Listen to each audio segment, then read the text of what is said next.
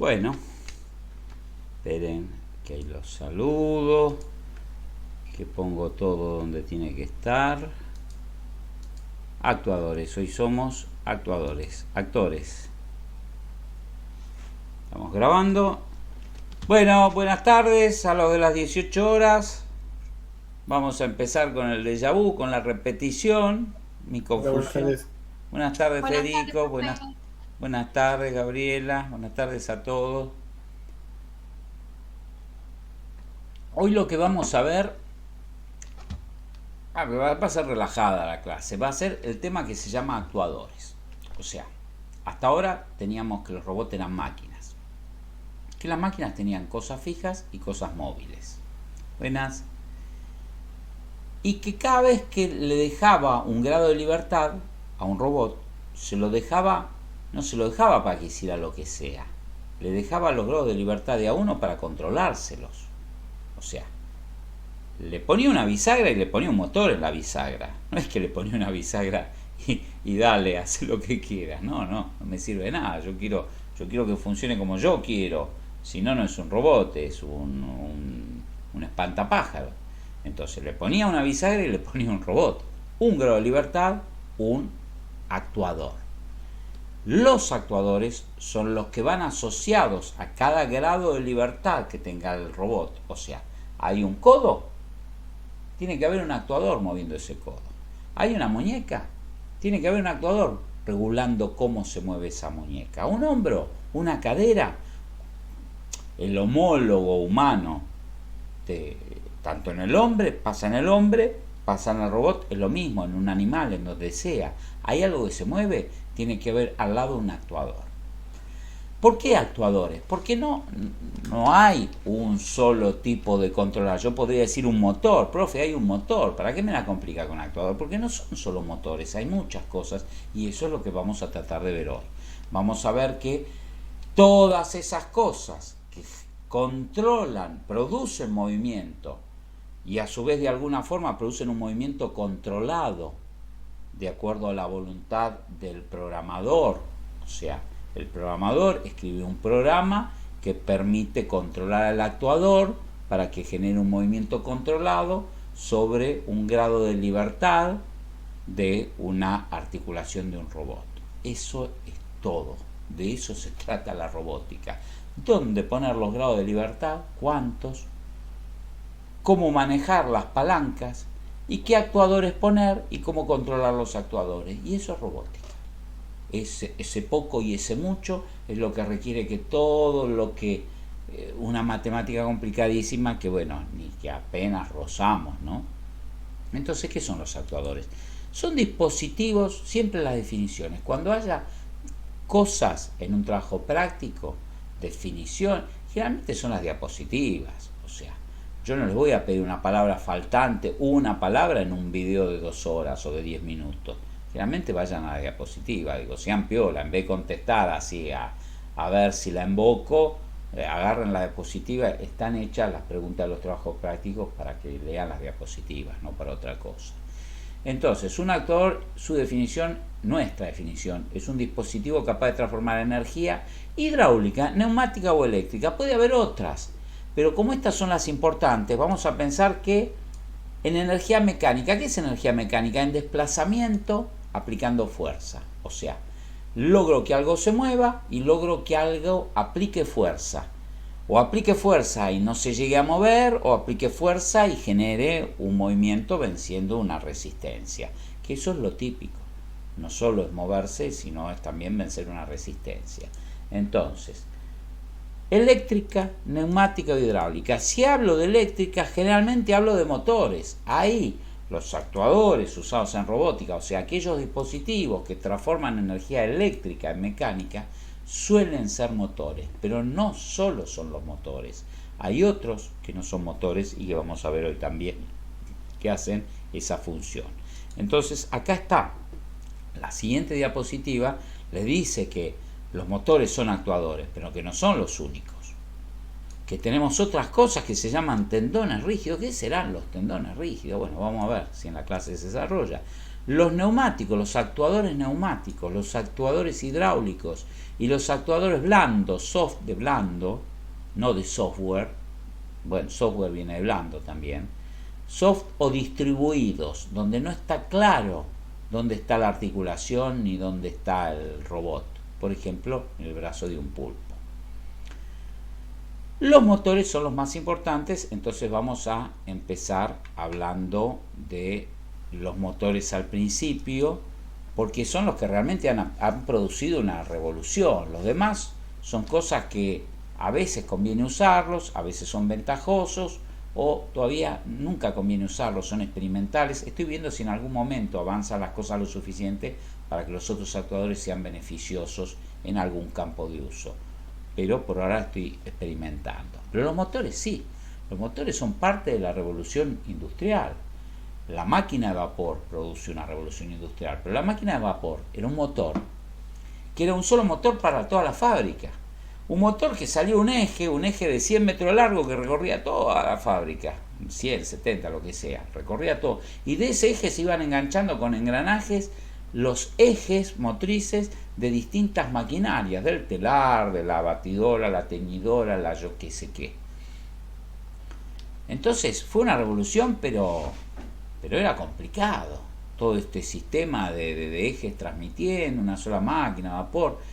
Cuando realmente aparece el motor eléctrico, ¡puc!, ahí es donde da un vuelco la industria importantísimo, porque a partir del motor eléctrico ahora cada máquina podía tener su propio motor o varios motores. Una máquina podría tener 5, 10, 30 motores para motorizar en forma independiente cosas distintas. Y bueno, la revolución de la industrialización la produce el motor eléctrico. Entonces tiene una importancia que es grandísima. Acá tengo un esquema. Dice que parece que hay dos imanes, uno norte y uno sur, y hay una bobina en el medio, y hay unas flechitas, unos vectores, y hay unas piezas ahí de contacto y una batería. Bueno, todo esto que está en la diapositiva resumido para recordarse es lo que está en los videos de clase, que son los importantes, los que tienen que ver, los de preclase, que son estos dos.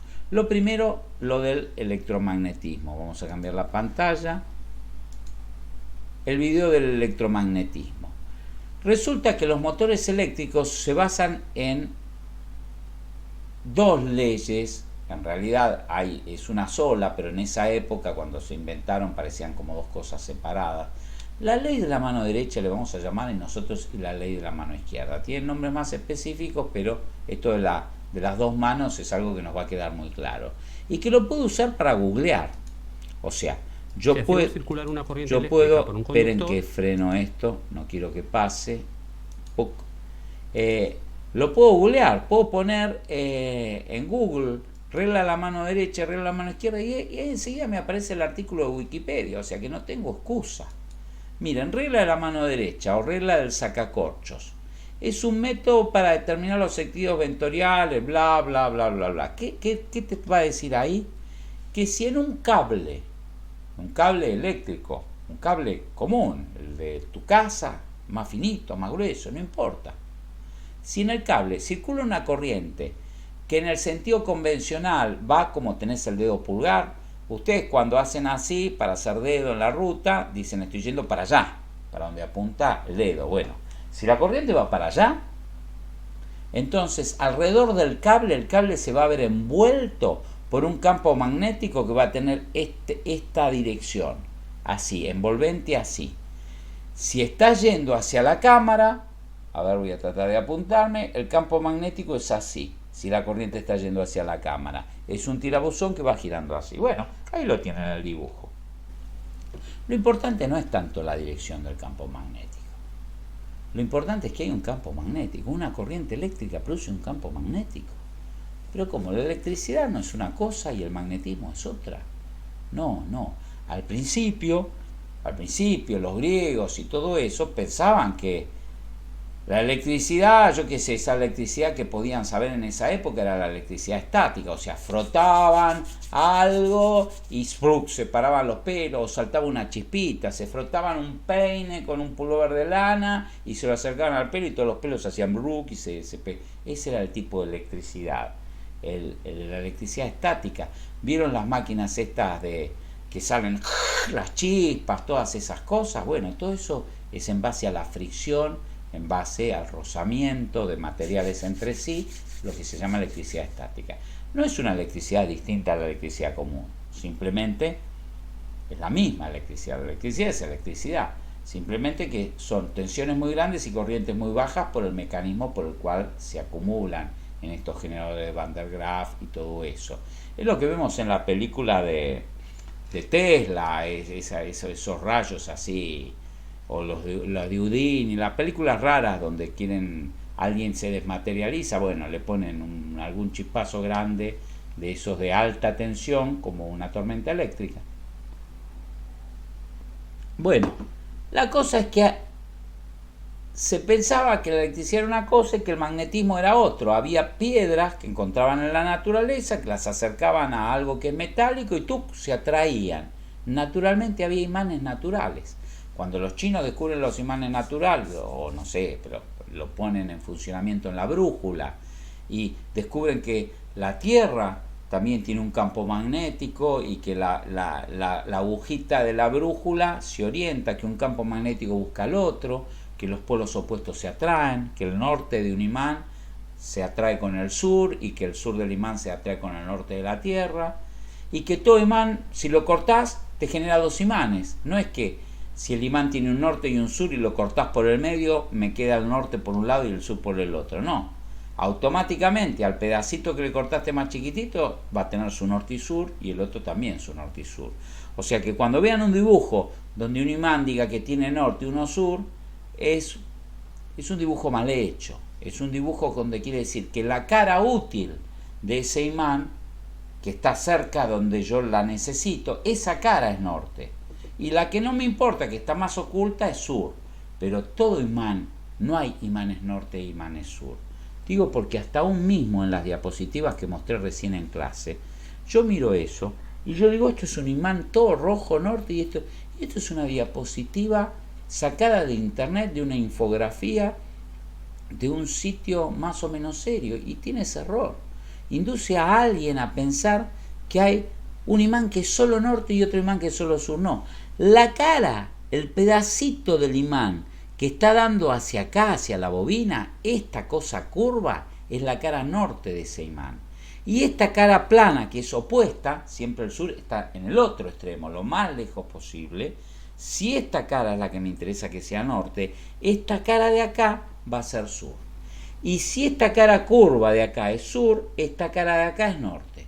O sea, agarré un imán con su norte y sur, y a la cara norte de uno y a la sur de la otra le di una forma curvita, y los enfrenté así. Entonces, las líneas magnéticas van a ir del norte al sur, pero no necesariamente del mismo imán. Si este imán está solo, las líneas del norte van a salir de acá y se van a unir por afuera por el sur, haciendo así unos caminitos por afuera del imán. Y van a ir por adentro porque van a ser circulares, van por dentro del imán, del sur al norte, salen por afuera y hacen circulitos así, circulitos alrededor del imán. Pero si esas líneas magnéticas se encuentran con el norte, se encuentra con un sur que está cerca de otro imán, se van a ir hacia ahí, se van a ir del norte a este sur, van a seguir por dentro de este imán y en el norte de este imán van a salir por afuera, van a hacer la vuelta larga y se van a ir al sur de este imán. Del norte de este al sur de este, del sur de este al norte de este, del norte de este al sur de este, del sur de este al norte de este, así bla bla bla bla bla, para que quiero repetirlo siempre haciendo una curva en todo.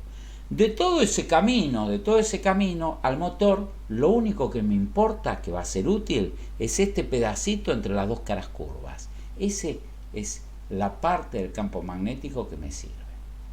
Bueno, como le venía diciendo recién, lo magnético y lo eléctrico no son dos reinos separados, son dos puntos de vista dos fotos separadas, una de frente y otra de perfil, del mismo fenómeno que se llama el electromagnetismo.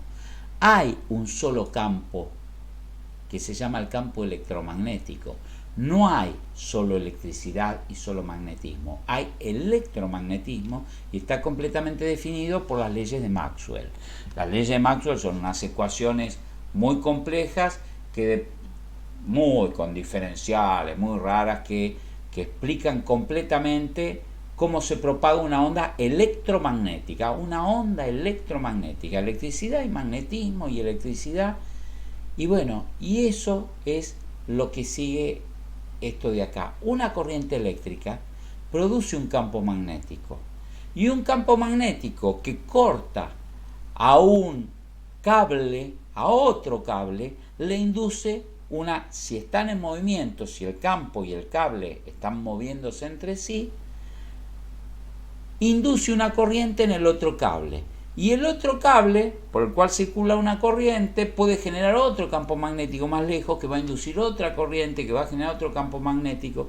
Si en vez de cables tengo esta capacidad de generar campos magnéticos aún en el mismo vacío, yo tengo una onda electromagnética donde la parte eléctrica de la onda genera un campo magnético un poco más adelante de ella, o alejándose, y ese campo magnético genera un poquito más adelante en el espacio un campo eléctrico que genera otro campo magnético más lejos, y esta secuencia de eléctrico-magnético, electromagnético se va propagando en el espacio, y así del Sol llegó hasta la Tierra la luz.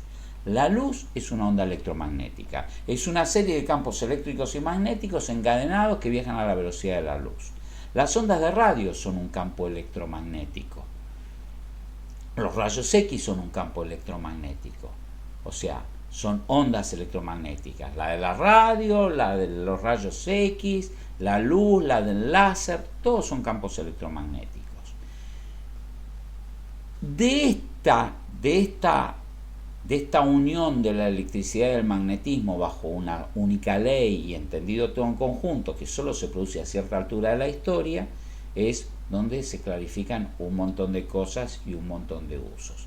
Y esto que vemos acá, que da lugar a los principios de funcionamiento de un motor, son parte de una visión muy simplificada y muy restringida de esos principios electromagnéticos. Y los expresamos con esto. Con la ley de la mano derecha, que dice que una corriente genera un campo magnético alrededor del cable, una corriente que circula por un cable genera un campo magnético alrededor, y la ley de la mano izquierda, que dice que si tengo una corriente eléctrica en este dedo, en el anular, perpendicular, a un campo magnético que ya había un campo magnético ahí, generado, yo qué sé, por unos imanes permanentes, no sé por qué, pero tengo, en ese campo magnético, meto un cable por el cual circula una corriente eléctrica. Al meter ese cable ahí, ese cable va a recibir una fuerza que lo va a querer empujar, lo va a querer desplazar. O sea que no es que yo pongo y no pasa nada, no, voy a sentir que, espera, el cable se me quiere mover. Cuando un cable que tiene corriente lo quiero meter cerca de un imán, lo muevo y lo acerco al imán y resulta que siento que me lo quiere desviar el imán para un costado, como que me lo quiere llevar para otro lado. A la pucha. Y eso es la regla de la mano izquierda, la que regula eso. Vemos la diapositiva. La de la mano derecha es corriente y el campo magnético, y la de la mano izquierda, o regla de Fleming, determina el movimiento de un conductor que está inmerso en un campo magnético, cómo se genera una fuerza. Perdón, no lo están viendo bien, perdón. Ahí está, la regla de la mano izquierda, Wikipedia, artículo con buscar, enseguida lo encuentran. Los tres dedos, las tres fuerzas perpendiculares entre sí, campo magnético, corriente eléctrica y la fuerza. Corriente eléctrica, en realidad es el movimiento, ¿es la corriente eléctrica o es el movimiento relativo al cable? Bueno, depende de cómo lo veamos, pero no importa. La cosa es que esta fuerza se llama la fuerza de Lorentz, y la ley que tiene valores numéricos es la ley de Lorentz. O sea, yo podría calcular a partir de los valores de todo esto cuánta fuerza. Nosotros no lo vamos a hacer, pero eso es la ley de Lorentz. Bueno, esto digo que es confuso porque podría ser la velocidad del movimiento de los electrones o la velocidad del movimiento del cable o yo qué sé qué, pero no importa, ustedes piénsenlo como la corriente, como está acá con la letra I. I de corriente, B de campo magnético y F de fuerza. Bueno, ¿qué es lo que pasa? Cuando vemos esto en funcionamiento en el video, lo vamos a bajar los dos a los videos, nos olvidamos de las diapositivas, veo claramente cómo hacer un electroimán. Tengo que cualquier cable común y corriente al que le hago circular una corriente, por ejemplo con una pila, me va a generar, ahí lo ven, la regla de la mano derecha, la corriente va para arriba. Y acá lo ven en la práctica. Tengo una pila, un cable con dos pincitas cocodrilo para hacer contacto y cuando conecto la brújula gira. Si la brújula gira es que hay un campo magnético. Los campos magnéticos no le dan lo mismo viajar por cualquier lado. Los campos magnéticos les encantan algunos materiales que dice yo prefiero este material, o sea, prefiero el hierro al aire.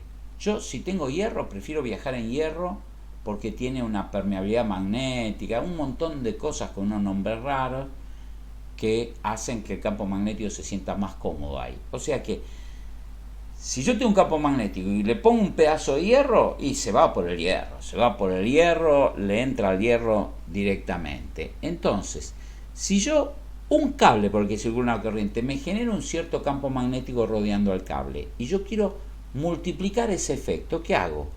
Como el elefante y la telaraña, va a buscar ese cable un camarada. En vez de pasar una sola vez y generar una sola vez el efecto, da vuelta y vuelve a pasar por el mismo lado. Es el mismo cable que está pasando de nuevo al lado y da la vuelta a la manzana y vuelve a pasar. Entonces, si cada uno genera un campo magnético y pasó 3 veces, se va a generar el triple. Y si pasa 100 veces, se genera 100 veces más. Entonces, eso es una bobina. Una bobina es un montón de vueltas de alambre aisladas entre sí. Yo acá no se piensen porque lo ven color cobre, de que eso es un cable común y corriente, que está todo en cortocircuito, que es cobre. No. Ese cobre está pintado con un barniz aislante flexible que hace que eléctricamente esta vuelta está separada de la de al lado, separada, están todas mecánicamente amasijadas una arriba de la otra, pero la corriente solo entra por una puntita y sale por la otra como si esto tuviera una cubierta plástica. Lo que pasa que si tuviera la cubierta plástica sería mucho más grueso y esa bobina en vez de ser así chiquitita sería mucho más grande porque ocuparía mucho más espacio. Pero acá ¿qué tengo? En vez de... ¿Perdón, Claudio? Electroimán, digo. Es un electroimán, es un electroimán. Pero digo, tengo el efecto multiplicado con una sola vuelta, ya tenía un electroimán. Una sola vuelta de cable era un electroimán si movía la aguja. Lo que hice acá fue multiplicar el efecto por la cantidad de vueltas, por 1000 vueltas, 1000 veces.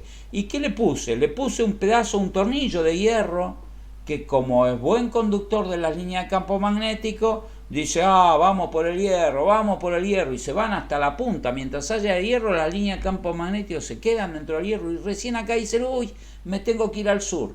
Y se van y se dan toda la vuelta por afuera y se van al sur, si este es el norte. Se van por acá abajo, se van por el costado, por el otro costado, pero hacen un círculo. Y eso lo ven ahí, acá. Acá veo que eso es una representación de una bobina medio estirada. ¿Está bien? La bobina está hecha toda más junta una vuelta con la otra. Pero acá la separé. Esta vuelta la separé de la vuelta al lado para ver que cada cable individualmente, cada pedacito del cable que pasa por la misma posición tiene un campito alrededor de él, chiquitito. Pero claro, cuando me voy alejando, esas líneas de campo magnético que ocupan hasta el infinito, cada vez más despacito, se juntan con la de al lado. La línea de una vuelta se juntó con la de al lado, y hizo una línea común, colectiva, que ya no es de un cable, sino que reúne a toda la bobina. Y acá en el centro, donde están más concentradas, que ven todas las linitas una al lado de la otra, quiere decir que ahí el campo magnético es mucho más intenso. Y si ahí le puse un núcleo de hierro, acá, ¡wow! ¡Pu! Todas por ahí, todas, ni una se va que no sea por ahí, se van hasta que se vaya el hierro. Y ahí hice ese electroimán que no es por eso un electroimán, es más eficiente, es un mejor electroimán. Hice un electroimán que prácticamente me puede servir para juntar, por ejemplo, chinches. Esto es algo que lo podrían hacer un experimento en su casa, con un hijo, con un sobrinito, con esto, agarran un cable, una pila. Ahora, como esto demuestra que la electricidad está unida al magnetismo porque genera un campo magnético con una corriente continua en una bobina, pero la otra ley la veo acá. Yo tengo una bobina acá más prolija, ¿ven? Acá está, no la bobiné así nomás, la bobinó una máquina y le dio una forma de un paquete ahí cuadradito, pero en definitiva es lo mismo. Entra la corriente por acá y no toca nada, da 1000 vueltas y sale por el otro extremo. Yo a esta bobina le conecto esto que es un miliamperímetro, un instrumento que va a medir si hay alguna corriente, algún voltaje que produzca una pequeña corriente entre los bornes de la bobina. Esto es una bobina, está tirada ahí en la mesa, no es una pila. Acá ven la pila, no hay pila. ¿Por qué yo conectando esto acá a los bornes debería medir algo? No debería medir nada, ¿no? No sé, tío, como me dice no mide nada. Pero esto que está acá es un imán permanente. ¿Qué pasa si yo acerco el imán a la bobina y las líneas de campo magnético en algún momento van a cortar perpendicularmente a los cables de la bobina? Dijimos que si yo hago fuerza para mover, que si circula una corriente se hace una fuerza, pero si yo con fuerza yo muevo o desplazo el material magnético, voy a estar induciendo una corriente. Es lo mismo, es la misma ley de la mano izquierda, pero vista al revés.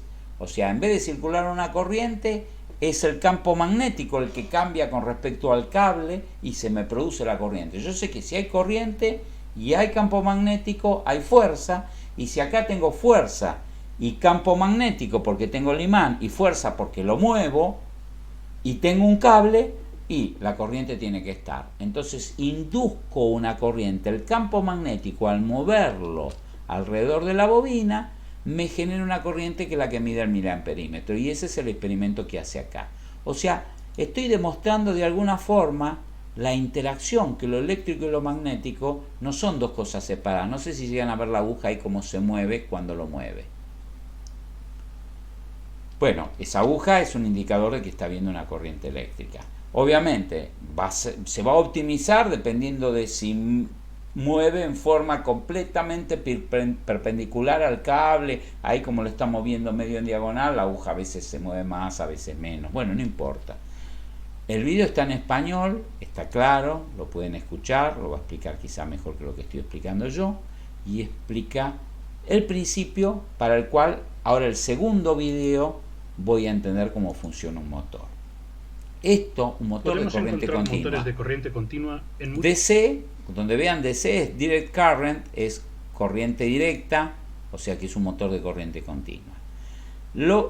Primero ven un montón de cosas. Acá dice, ¿qué es todo esto? ¿Cómo se puede entender esto? ¿Cómo puedo entender yo? No, empecemos del principio, separemos las cosas, como muchas cosas que se hacen en ciencia, en etapas, y vamos cortando por pedacitos y viendo.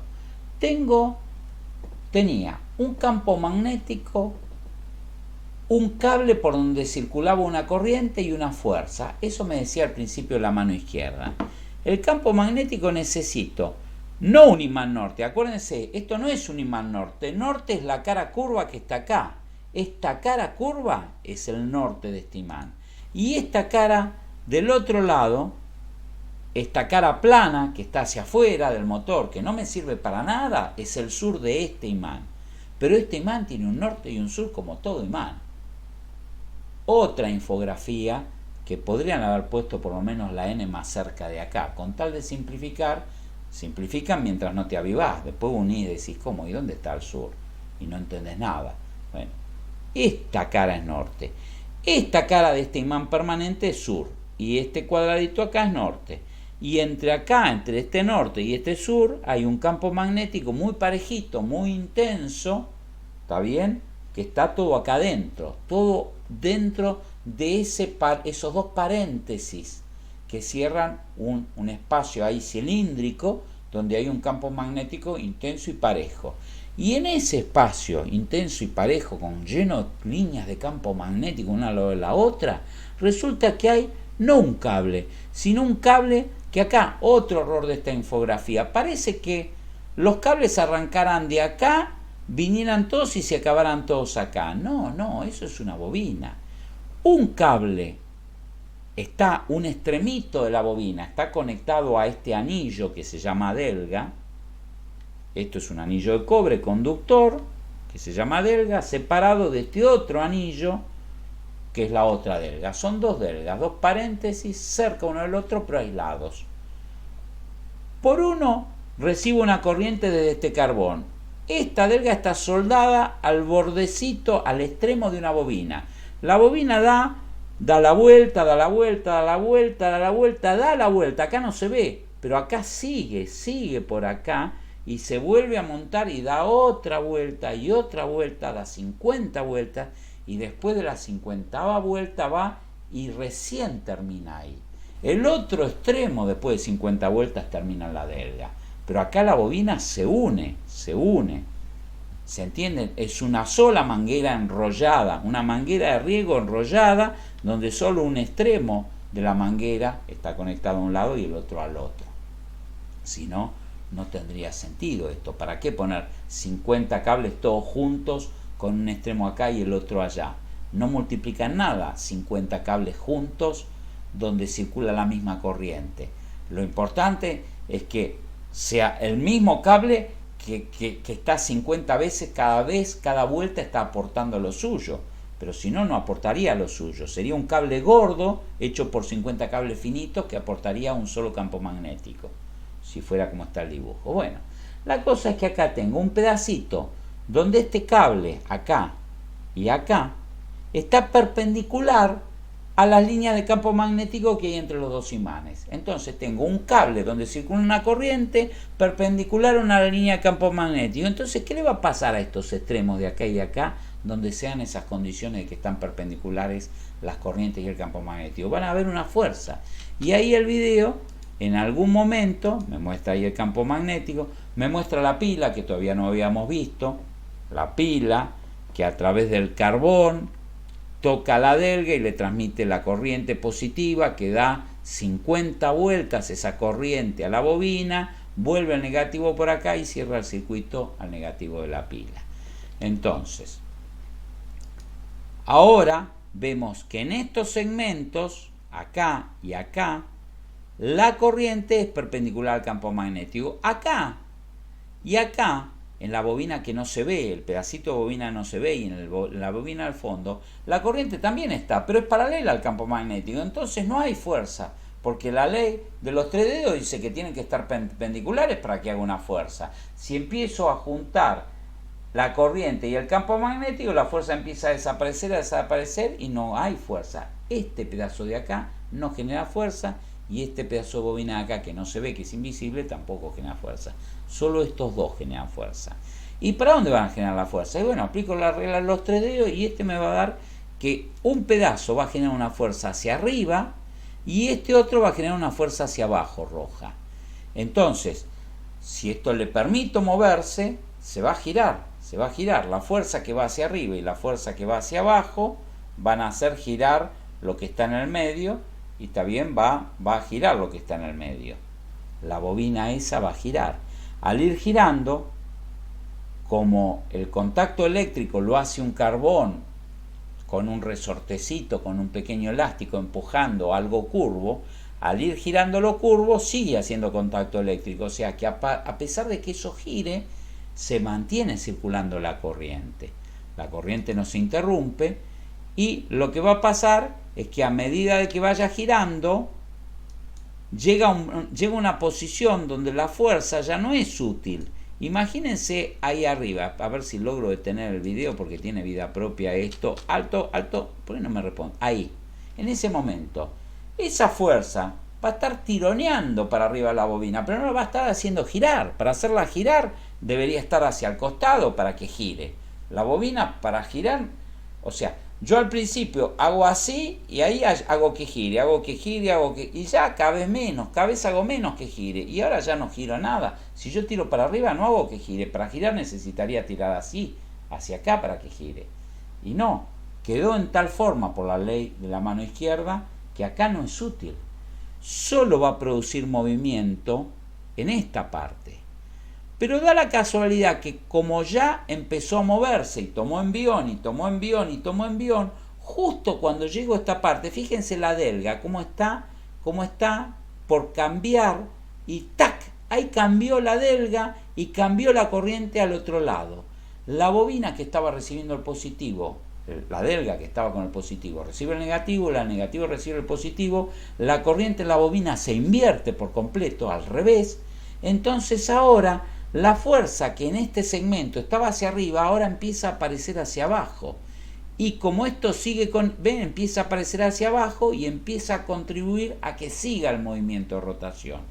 Y en el otro, que estaba hacia abajo en algún momento, empieza a subir hacia arriba, se cambiaron los lados. El lado derecho pasó a jugar del lado izquierdo. Entonces esto va a funcionar, va a girar.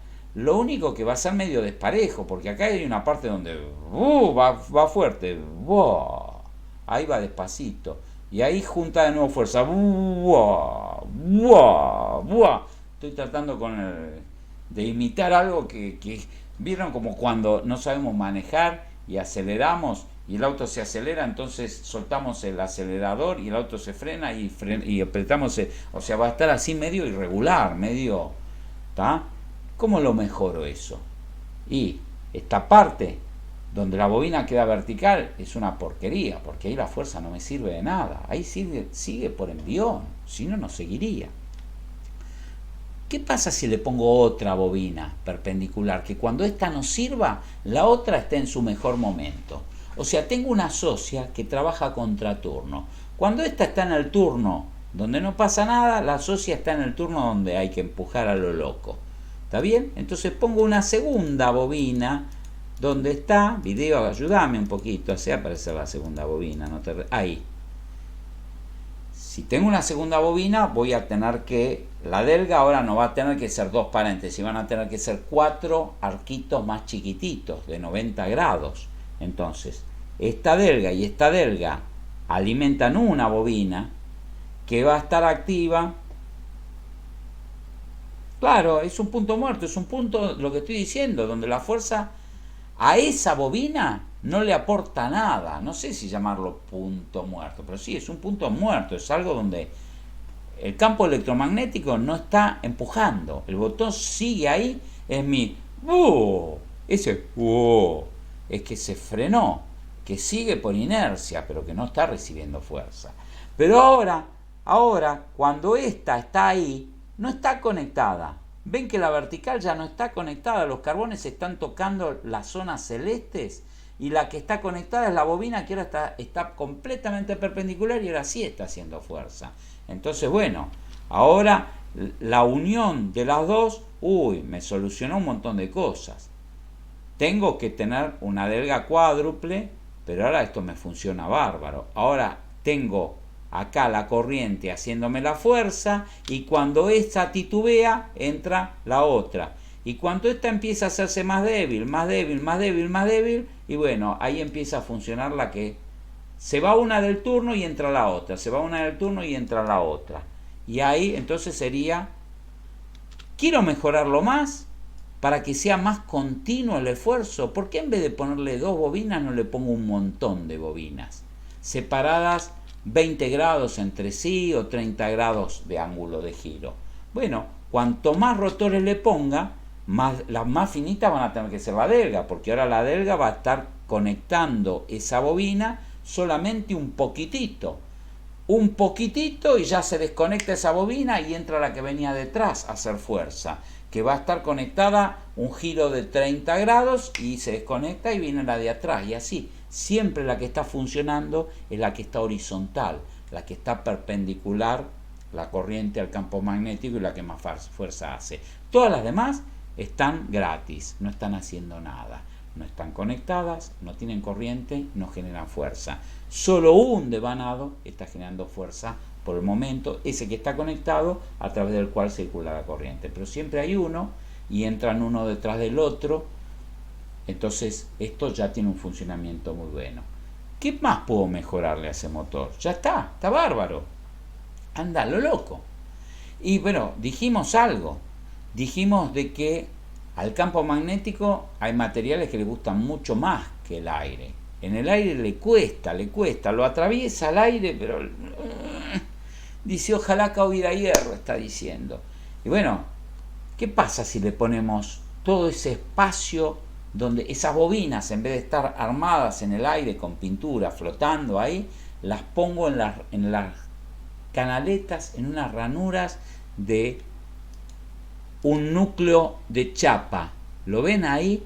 Eso tiene un formato, el centro, el rotor, está hecho con chapitas que tienen un formato que al apilar una chapita al lado de la otra me dan un volumen de metal que va a conducir el campo magnético al opavote. El campo magnético generado por este imán fijo de afuera.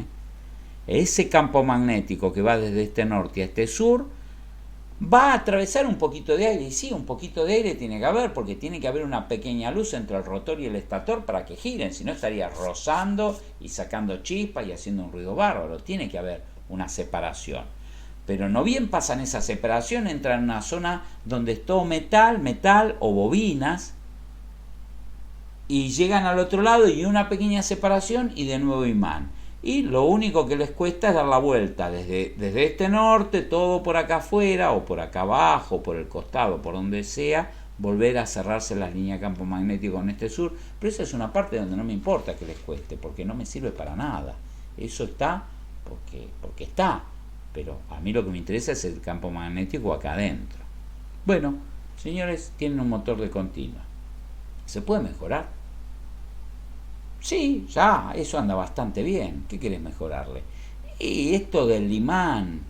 ¿Y qué pasa si no le pongo un imán? ¿Puedo hacerlo de otra forma?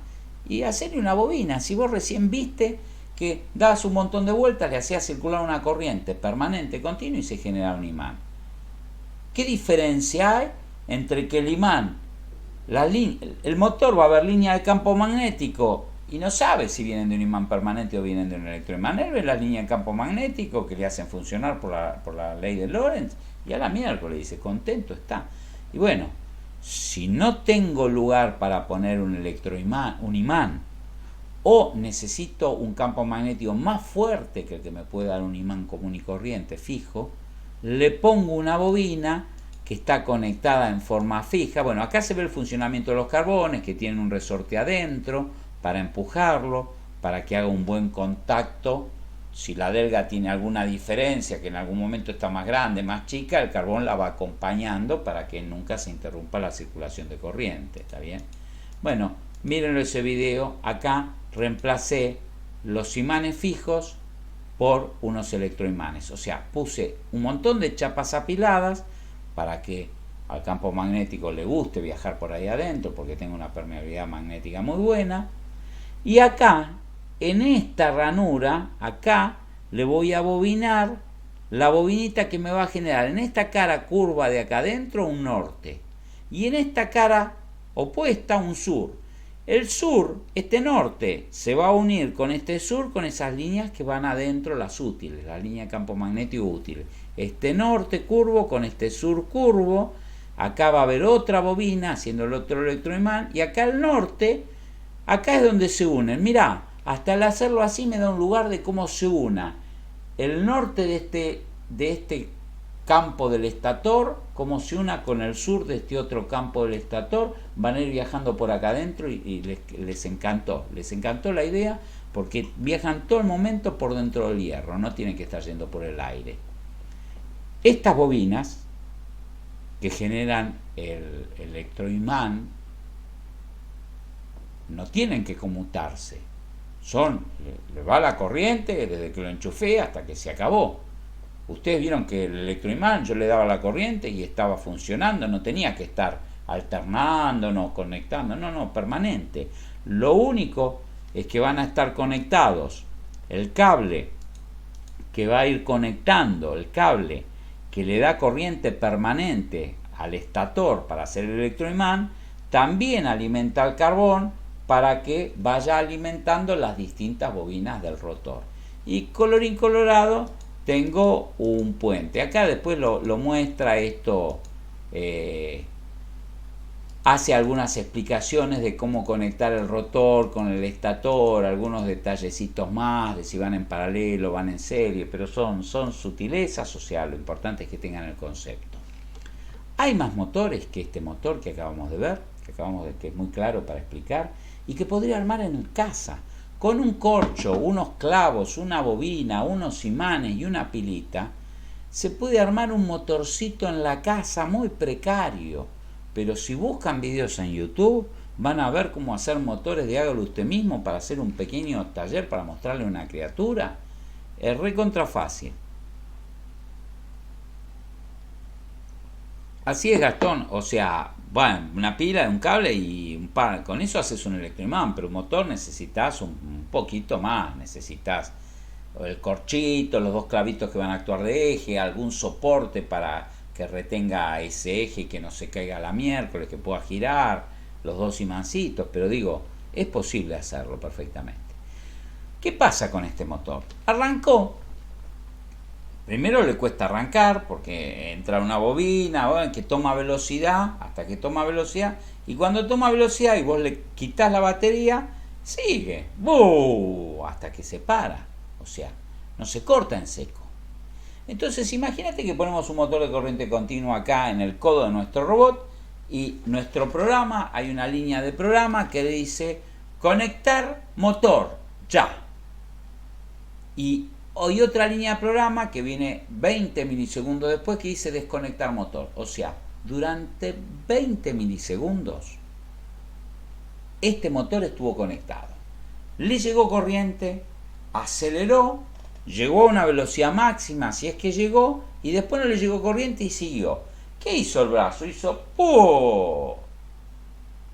O sea, fue preciso ese movimiento. Yo lo quería mover de acá a acá, de acá a acá, porque estaba haciendo un corte con un escalpelo y le di al motor y hizo ¡boh! Y siguió, y quizás se pasó o quizás se quedó corto. Es un descontrol, o sea, estoy controlando el grado de libertad con un actuador que es un motor de corriente continua, pero la verdad es que además lo empujo un poquito el brazo, lo empujo un poquito y me lleva al motor, se pone a girar el motor al revés, pues lo estoy empujando con la... Digo, vamos a verlo esto acá en el... Así se los presento. Este es Arturito, los alumnos de las 6. Bueno, Arturito es el robot que si estuviéramos en el vivo veríamos en las últimas clases, programaríamos, le bajaríamos y todo lo que vamos a ver en un simulador lo podríamos ver acá. No cambia mucho, salvo por este placer de verlo andando, pero en realidad mido con más detalle lo que vamos a ver en el simulador que en la verdad. Pero bueno, hay otra vivencia en verlo. Veo rueditas, Arturito tiene 3 rueditas, o sea, 2 que funcionan con 2 motores, esos cilindros blancos que hay acá, así, ese y ese, son 2 motores de corriente continua, separados. Quiere decir que cada rueda se mueve con un motor separado. Cuando le dé instrucciones la computadora que tiene acá, va a controlar que se encienda un motor o que se encienda el otro, y dependiendo de cómo se enciendan, cuándo se enciendan y durante cuándo se enciendan, el Arturito va a ir derecho. Si los dos se prenden al mismo tiempo y las dos ruedas giran para lados correspondientes, uno va a girar para la derecha y otro va a girar para la izquierda.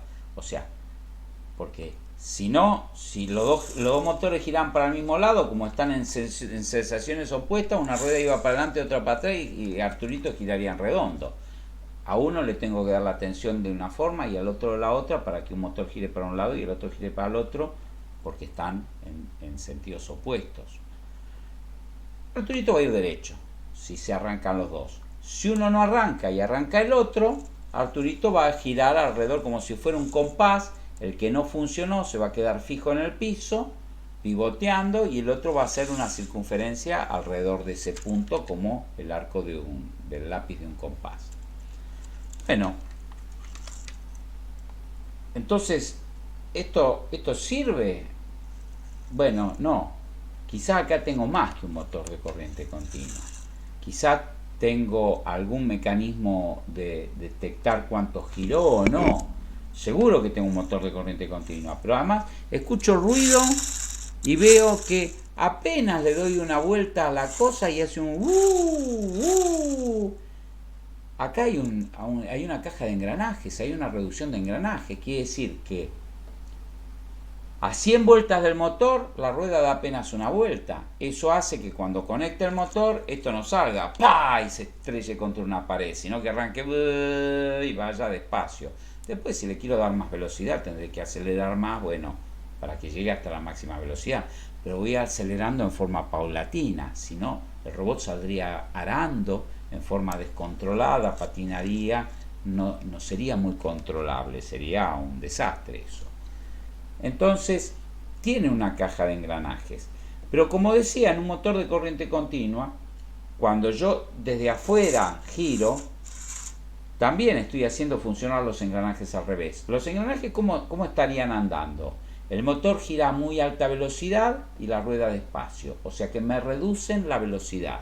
Reducir la distancia, el arco, reducirlo, es también si el arco de circunferencia en el brazo de palanca estoy más chiquitito, o en la relación de vueltas, la relación de vueltas disminuye, ¿qué pasa? Aumento la fuerza. Disminuye el giro, la cantidad de vueltas, o las velocidades por minuto, las vueltas por minuto, o las vueltas por minuto, y aumenta la fuerza proporcionalmente. O sea que esta caja de cambio que está dentro de cada motor, esta caja de engranajes, este tren de engranajes, lo que hace es, me disminuye la velocidad de giro del motor, pero me aumenta la fuerza. El motor con muy poca fuerza en su eje, casi no movería nada, pero después a la salida tiene fuerza para empujar esto y que choque contra algún obstáculo y lo mueva, algún obstáculo livianito, no una persona, pero hacer fuerza para cumplir su función. Bueno, Hacerlo girar también está generando inducción en el cable, ojo. al hacerlo, justamente eso es lo que ahí ven los LED, miren. Sí, está haciendo inducción Estamos en la plaqueta. usándolo de generador. Es lo que vimos de que si yo ahora en el primer video muevo el imán con respecto a la bobina, acá estoy moviendo la bobina con respecto a los imanes. Yo a mano muevo la bobina con respecto a los imanes que están en el estator. Entonces, ¿qué va a pasar? La corriente de la ley de Lenz se me va a generar. Yo no la tuve que poner para generar el movimiento. Puse el movimiento y se me genera la corriente. Esa corriente está yendo para atrás. En este caso, esta electrónica no tiene problemas, o sea, está pensada en eso, está protegido para no quemarse, pero a veces un motor actuando como generador podría hacer volar la etapa de control, los transistores de la etapa de potencia. En este caso, bueno, no pasa nada. Lo que les quería es decir que la forma de controlar cuánto anda o cuánto no anda en un motor que tengo una caja de reducción, y bueno, yo lo freno y si el motor da 2-3 vueltas más, después de la caja de reducción de engranajes, la rueda giró un cuartito de vuelta, ¿qué va a pasar? Un cuartito más, un cuartito menos, digo, se va a detener unos milímetros más adelante, unos centímetros más atrás, no es muy grave. No necesito una gran precisión en un autito de juguete que solamente tiene que hacer un recorrido. Nadie se va a fijar si se paró acá o si se paró un centímetro más adelante. Pero en un robot que está moviendo la articulación de un codo para hacer una soldadura, Si hace la soldadura y se paró 1 centímetro antes o 1 centímetro después donde tenía que terminar, o en un robot que tiene un escalpelo y está cortando algo de un paciente, si cortó 1 centímetro más o 1 centímetro menos, he habido muerte. O sea que hay motores que no sigan así, que le corté la corriente y siguen un poquitito así medio descontrolados y que se corten justo, que se frenen activamente. Se cortó la corriente y se clavó ahí el motor donde estaba, ¡tuc!, se plantó. Entonces hago 2 grados, giró 26 grados, 5, giró 26 grados, 5 de vuelta, o 2 vueltas y media y nada más. Sí, esos son los motores paso a paso.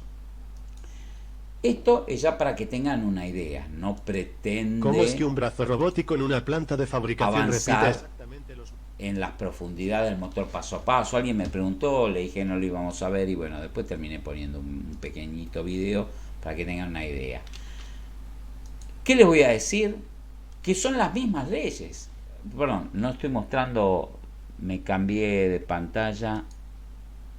Que son las mismas leyes. Esto es un motor paso a paso.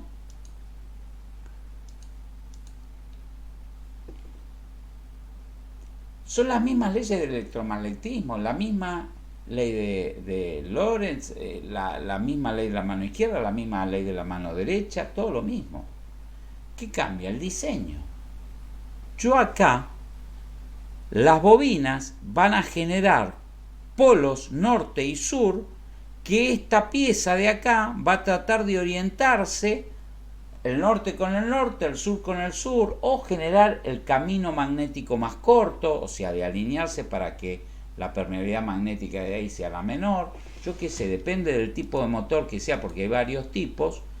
Lo que logro es girar un paso a ese rotor truck para que se alinee con estas bobinas en las que circula corriente. Ven que ahí está alineado con la bobina azul. Entonces, si ahora le dejo dar corriente a la bobina azul y le doy corriente a otra bobina que esté contigua, por ahí cerca,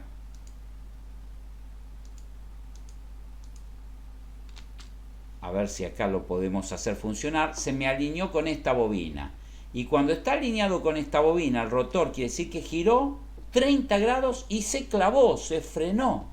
No es que giró y siguió.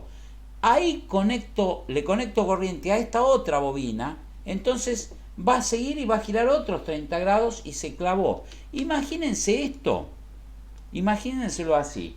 Ustedes tienen un perro y le están haciendo bullying a la mascota. La mascota se vuelve loca por ese juguetito o por esa pelotita que están en la mano y ustedes grandotes se juntan 4, 6 en ronda y el perro va a la pelotita, se viene a la pelotita y cuando viene para vos el perro se la pasás al de al lado. Entonces el perro va y vio que no está más, que se va a buscar al de al lado. Antes de que llegue el perro al lado, ese se la pasa al que sigue, y ese al que sigue, y el perro lo tenés girando así en el centro como el rotor.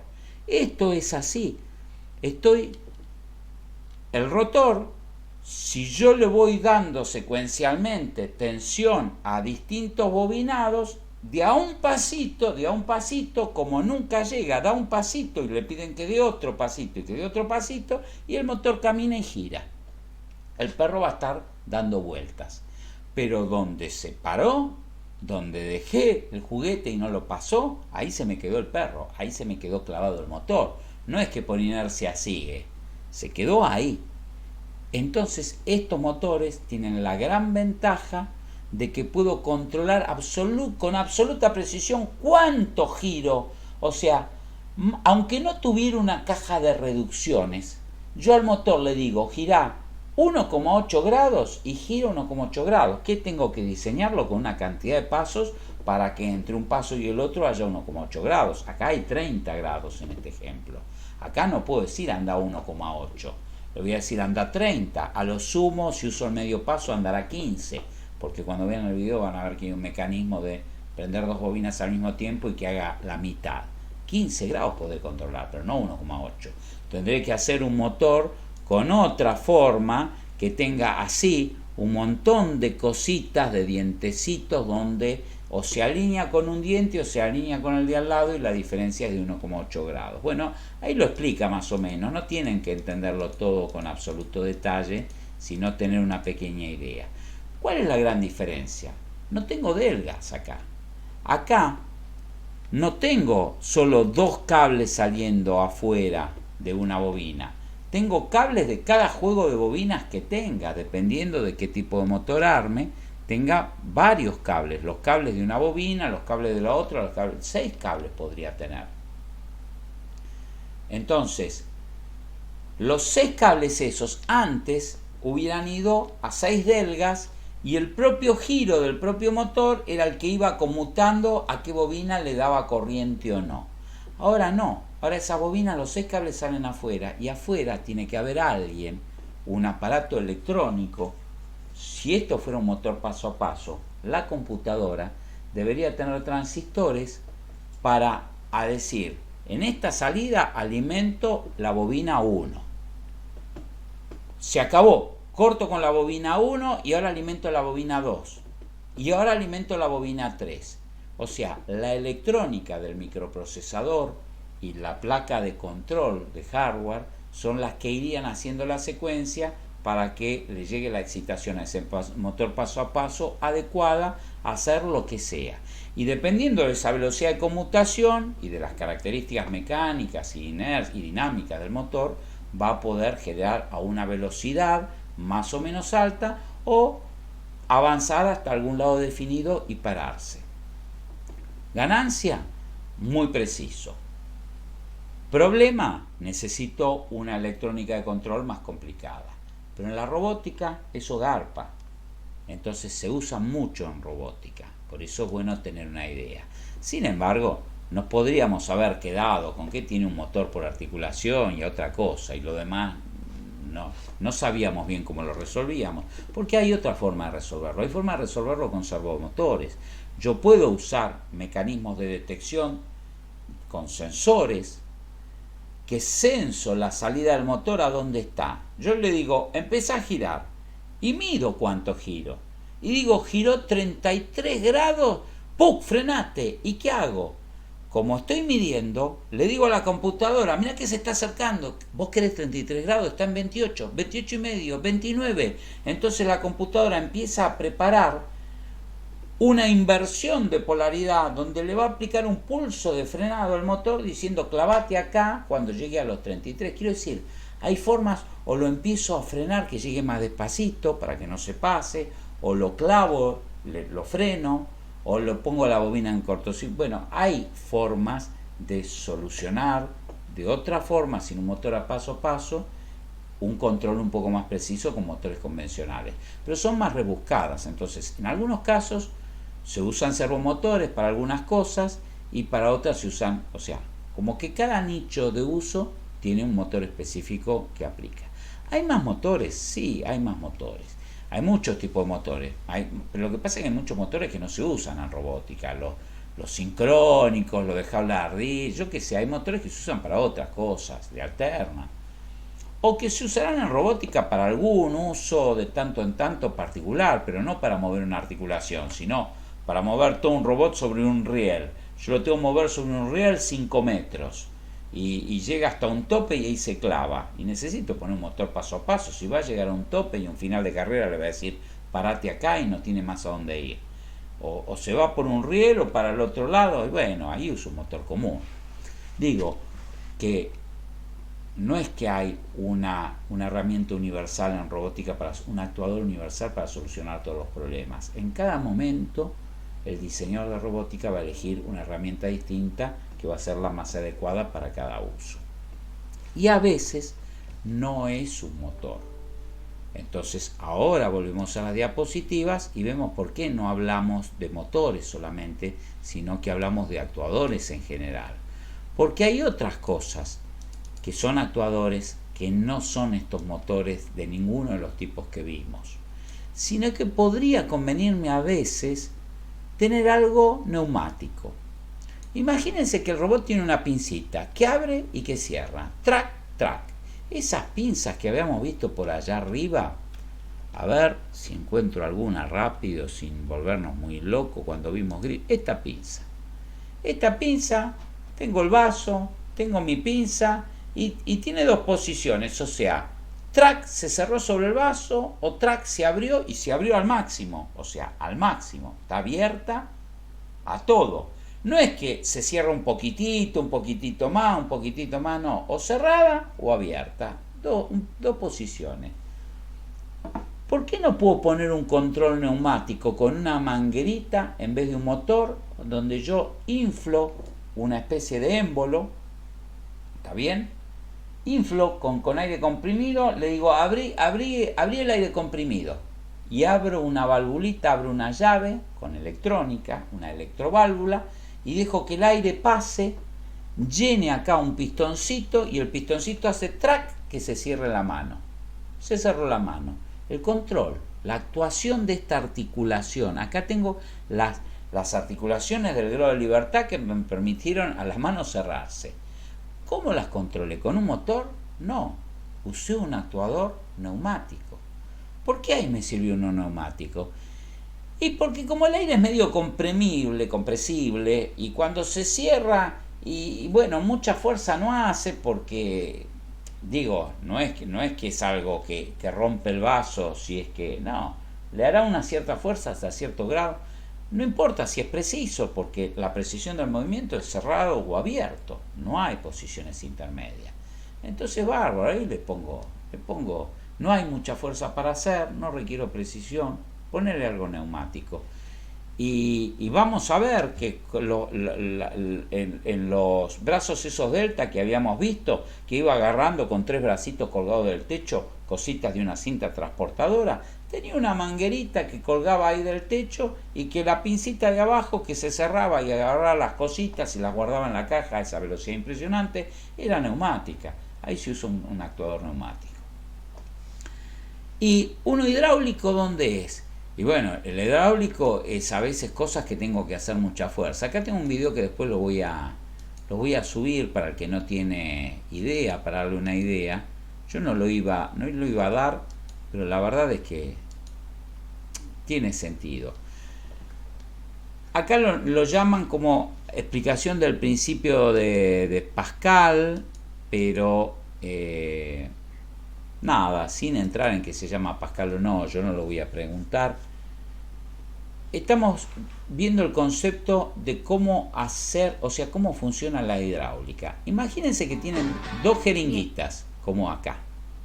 Una es una jeringa, acá son bastante parecidas, no se las ve muy diferentes, pero imagínense que tienen una jeringa muy chiquitita, tipo las de insulina, que tienen 1 mililitro toda la jeringa, o sea, que entre abierta y cerrada, con un movimiento de 5 centímetros del émbolo del pistón, resulta que apenas mandé 1 mililitro o menos. Y del otro lado tienen esas jeringas machazas así gordotas, yo qué sé, 50 mililitros, no sé de cuánto vienen, 100. Yo a veces la uso para dosificar pintura cuando tengo que mezclar pigmentos y no sé, pero la más grande que consigan en la farmacia. Bueno, las unen las dos con un tubo, como más o menos la parte de la aguja suele ser parecida, el mismo tubo le sirve a las dos, le pongo una abrazadera, un alambre retorcido, algo que no se escape, y las tienen llenas de líquido las dos, hidráulico, o sea, líquido. ¿Qué diferencia tiene lo hidráulico con lo neumático? No mucha. ¿Esto podría funcionar con aire? Sí, podría funcionar con aire. ¿Cuál es el problema? Que el aire se comprime y el agua, los líquidos hidráulicos, los líquidos, no se comprimen. A lo sumo del líquido lo que se comprime es el gas disuelto, porque todo líquido que estuvo así medio revuelto tiene particulitas, microburbujitas que no vemos, como la de la soda. ¿Vieron? La coca que ustedes no le ven la burbuja, pero cuando abren la botella recién abierta le crecen burbujas de donde no había. Bueno, eso es porque está el gas disuelto dentro del líquido, a pesar de que no lo veamos. No la vemos, pero hay burbujitas. Entonces, yo puedo decir que esa Coca-Cola, yo presionaba la botella, no es compresible, y un poquitito sí, porque se comprime el gas que tiene adentro. Pero si fuera un líquido sin gas, sin nada de gas, y prácticamente diría que no es compresible. Entonces, En los circuitos hidráulicos se usan unos aceites especiales que justamente no absorben humedad, no absorben, liberan cualquier gas disuelto en forma rápida. Y un ejemplo de circuito hidráulico lo tenés en los frenos de los autos. Cuando vos presionás el freno de tu auto, estás empujando una de estas jeringuitas. Tu pie empuja una jeringa. Ese mililitro que empujaste de la bomba de freno, le sacaste con el movimiento del pedal, 1 mililitro se fue de esta jeringa.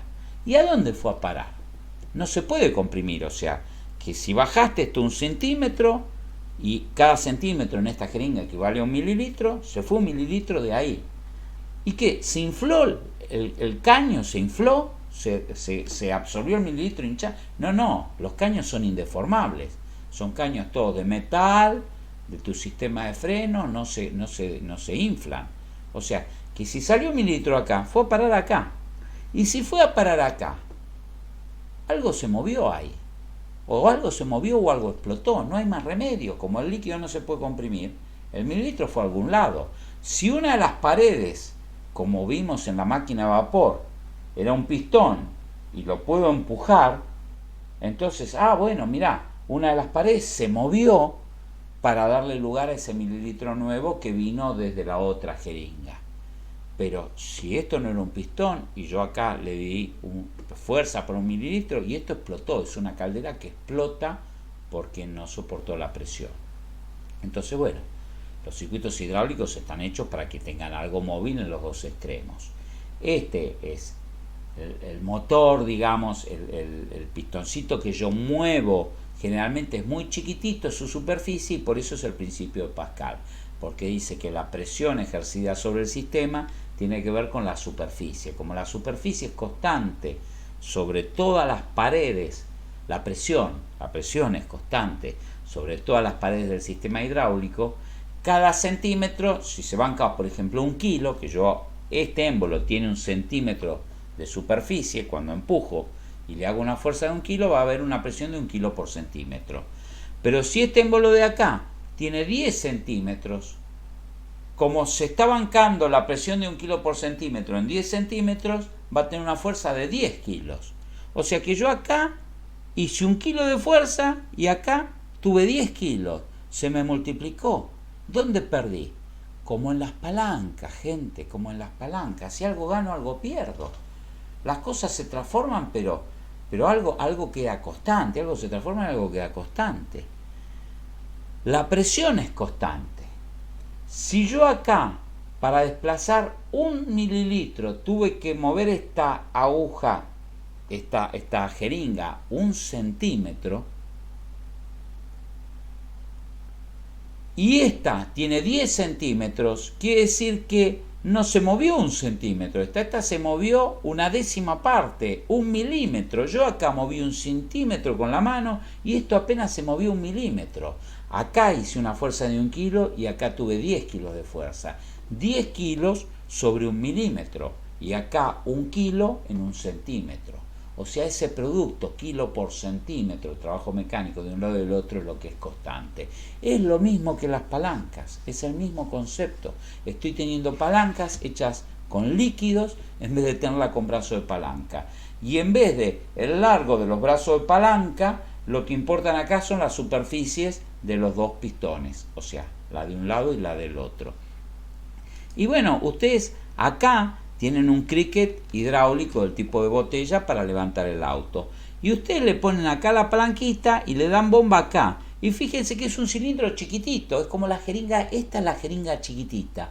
Cada vez que le dan para abajo a la palanquita con la mano, están mandando algunos mililitros del líquido de aceite de este cilindro a este cilindro.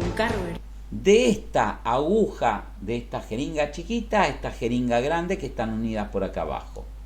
Y que tengo un mecanismo para unirla o desunirla, que es esta llavecita de acá, donde lo dejo trabado o donde lo libero, etc. Y bueno, si acá empujé una vez y bajó el pistón ese 1 centímetro, acá capaz que subió 1 milímetro. Pero acá hice 1 kilo y acá hice 10 kilos, o sea, o 100, depende de la relación de las superficies, o 1000. Eso me permite subir un auto entero simplemente con la mano. ¿Cómo puedo?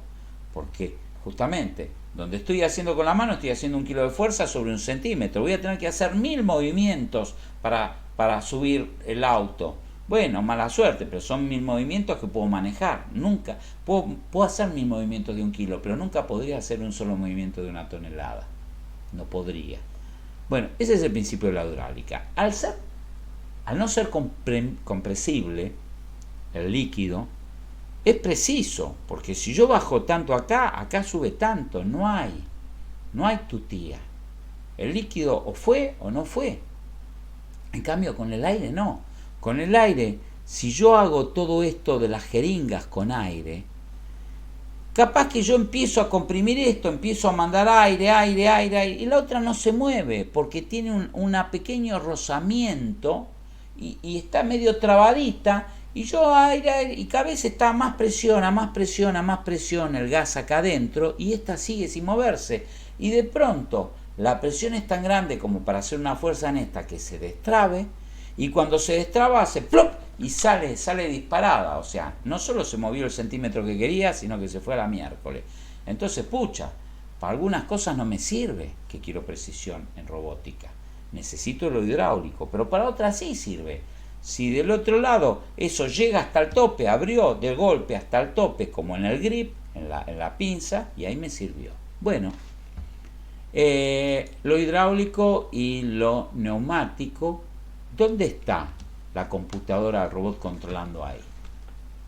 Está controlando la válvula que abre el circuito o que lo cierra. O sea,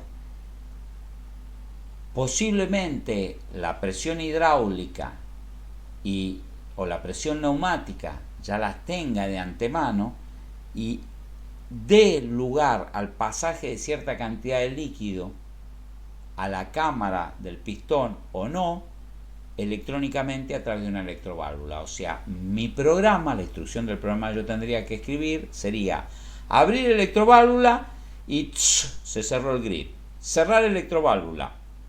La dejo abierta lo suficiente, calculando o por experiencia, para que se produzca el movimiento de cierre.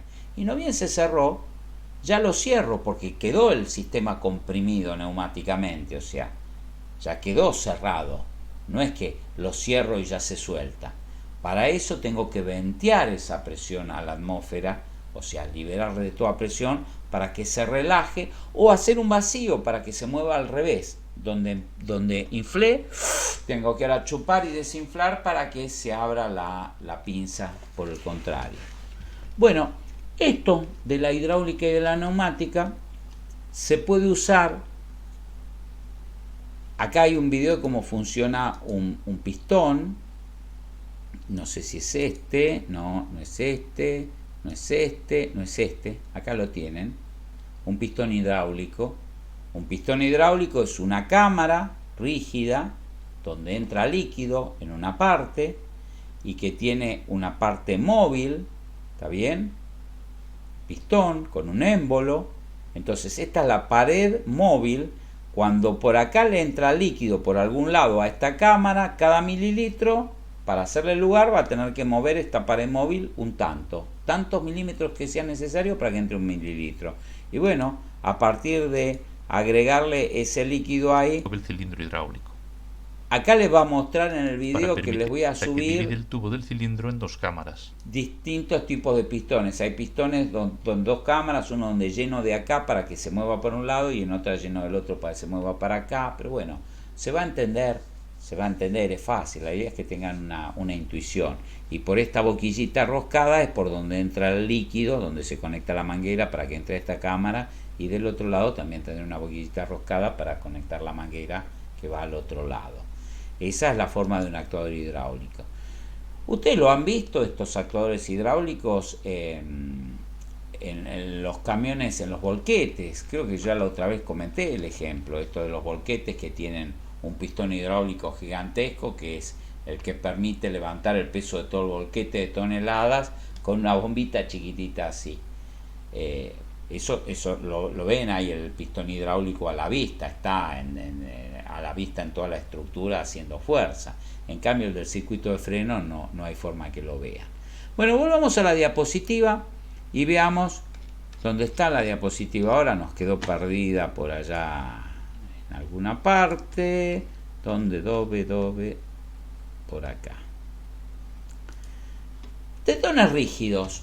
O sea, ya hablamos de motores, hablamos de circuitos neumáticos e hidráulicos. Después le vamos a dar una vueltita de tuerca a eso cuando veamos software distribuido. Pero veamos estos tendones rígidos. ¿Hay otros actuadores? Sí, hay otros que son para usos no tan convencionales, que algunos son experimentales, otros ya se están empezando a usar, en algunos casos garpan, y que son, vamos a ver ahora lo neumático hidráulico, lo vamos a ver ahora porque se me cruzó el video.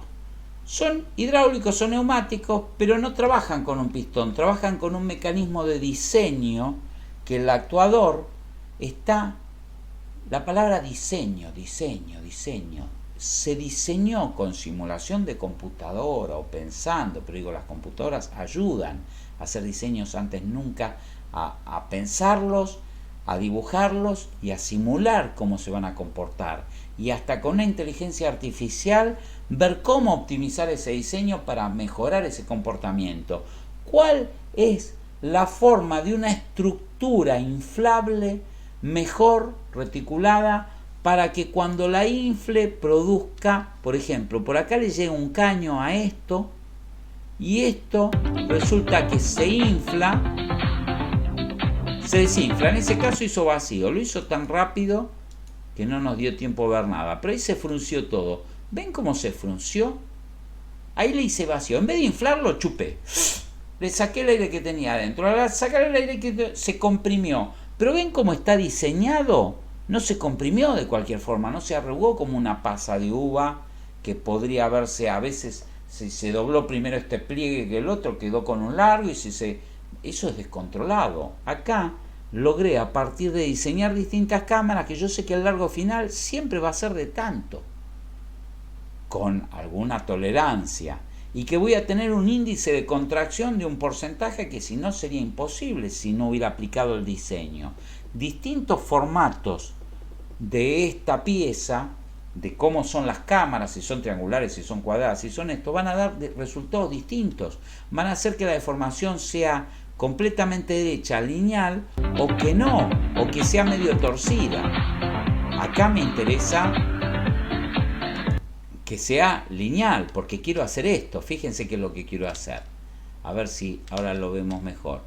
Un brazo, un bíceps y como... Perdón, no lo están viendo bien. Ahí lo están viendo bien.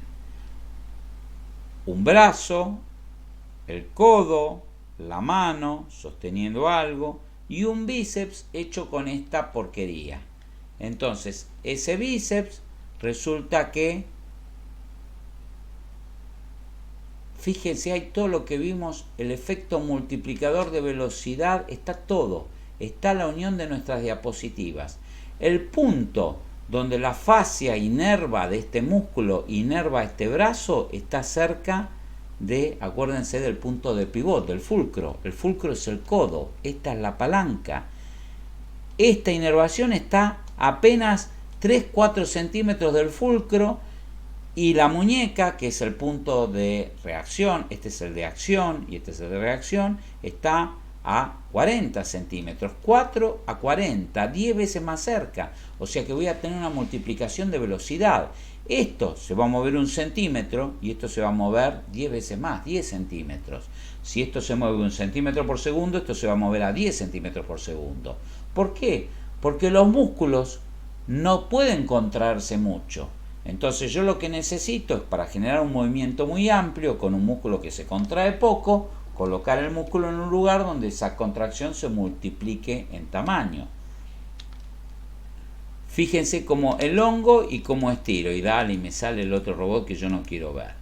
Bueno, eso es un caso de algo que es neumático.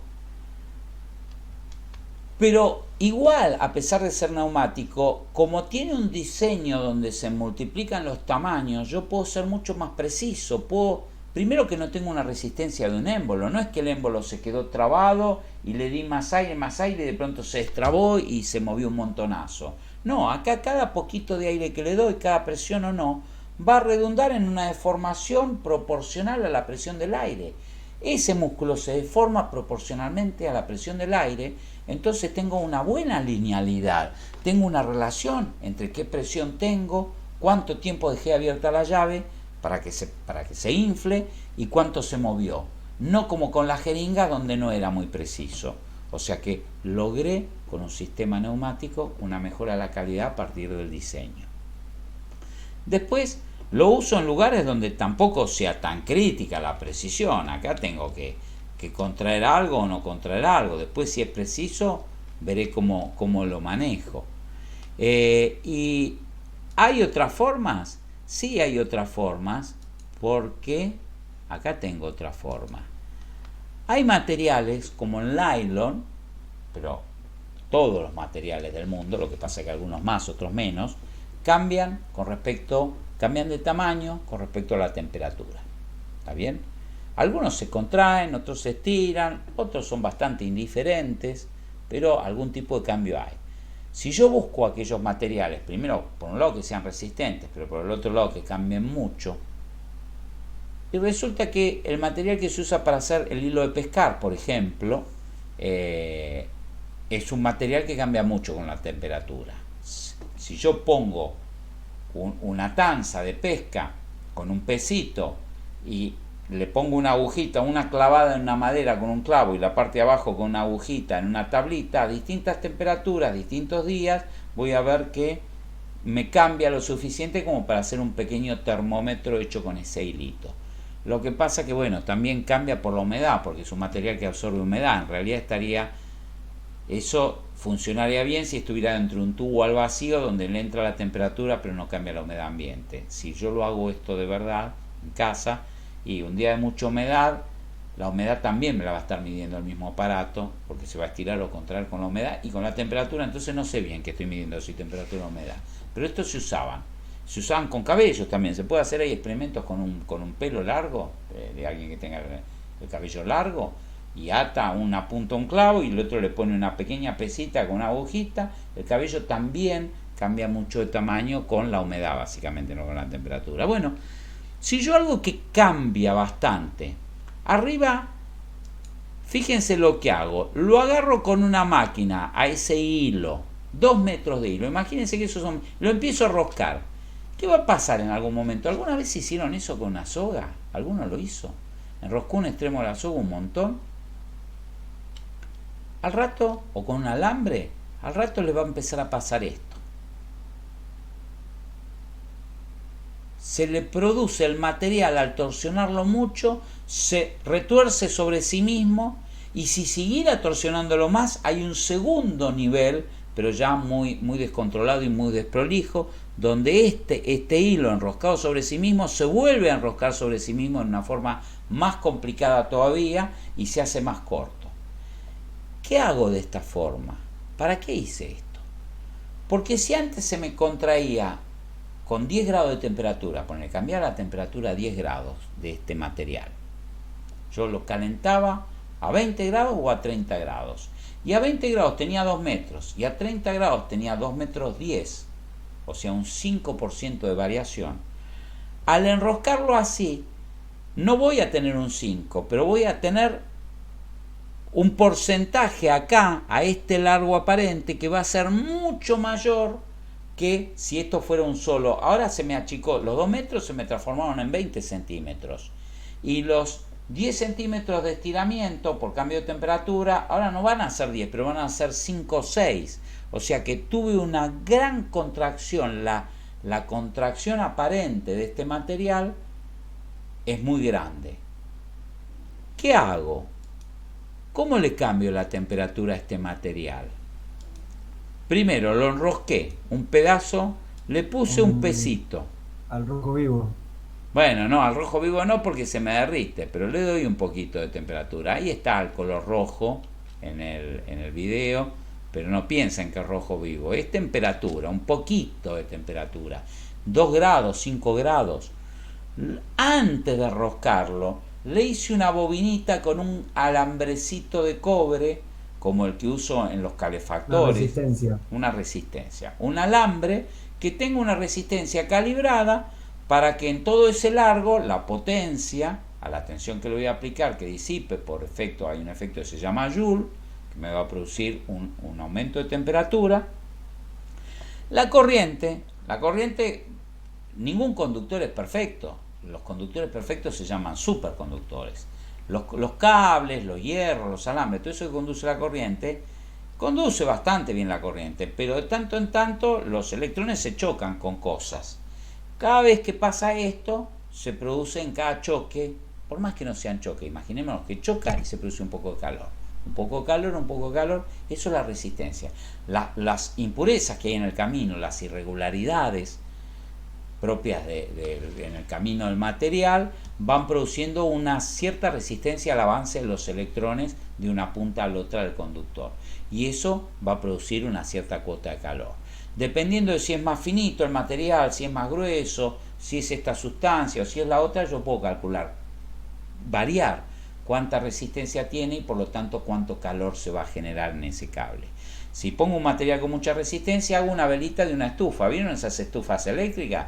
Le aplico la tensión y se ponen al rojo vivo, como recién decía el compañero. Es ahí sí, porque están hechas sobre una base de cuarzo que se banca mucha temperatura y yo quiero generar mucho calor, entonces dale, si quiero calentar el ambiente, pues tengo un frío bárbaro, ponete al rojo.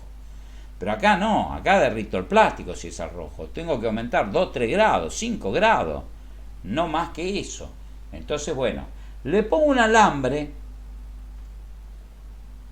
en espiral antes de enroscar todo. Y cuando enrosco queda el enrosque del enrosque. Este es el alambre enroscado sobre el hilo de pescar y el hilo de pescar enroscado sobre sí mismo.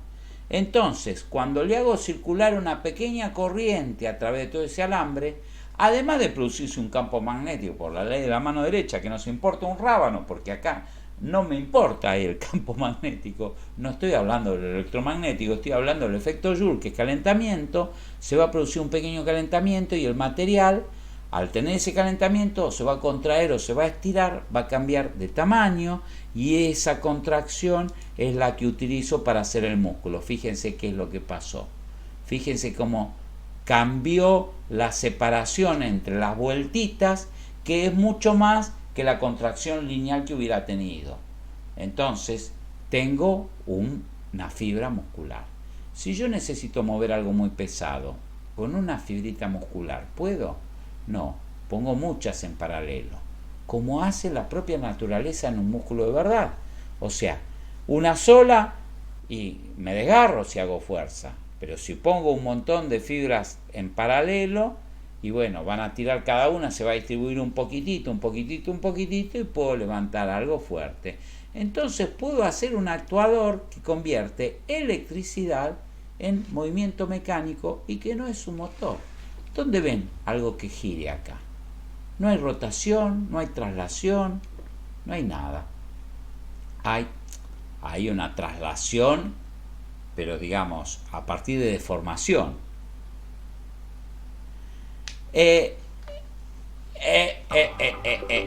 No sé, mirá los vídeos y averiguá, no me preguntes cosas difíciles. No, todos los materiales se comportan distinto. En general, la mayoría de los materiales aumentan la distancia interatómica cuando aumenta la temperatura.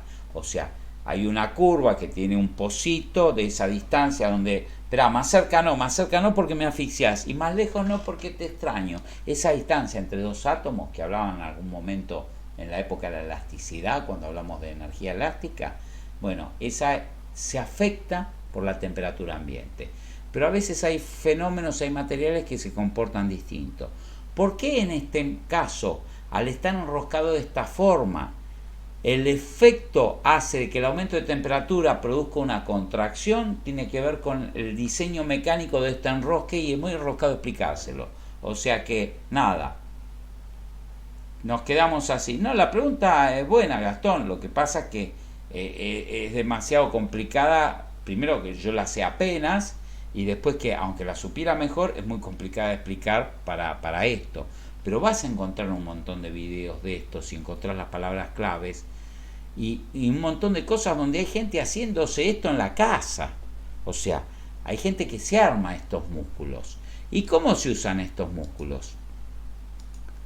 Y vamos a buscar algo donde estén usados, si es que no lo cerré, porque yo soy tan perejil que capaz que lo cerré. Acá tenemos a este robotcito,